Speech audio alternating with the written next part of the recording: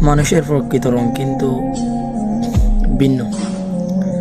সামনে যে জিনিসটা দেখতেছেন এগুলো হলো পানি। পানির প্রকৃত রং সাদা। তাকে প্রক্রিয়াকরণের পরে এই পানি, সাদা পানি থেকে পানির রং হয়েছে কালো। মানুষের জীবনে মিথ্যা, ষড়যন্ত্র, হিংসা, বিদ্বেষ এরকম বিভিন্ন বিভিন্ন ধরনের কারণে মানুষের জীবন ঠিক সাদা পানি থেকে এরকম রং মেশানো কালো পানির মতো হয়ে যায়। আর জীবনে সহজভাবে চলতে গেলেই কিছু মানুষ তাকে অপছন্দ করে, ধরুন হিংসা, বিদ্বেষ, মিথ্যা দিয়ে তাকে ডেকে নেই, ওই মিথ্যার কাপড় দিয়ে তাকে জড়িয়ে রাখতে চায়।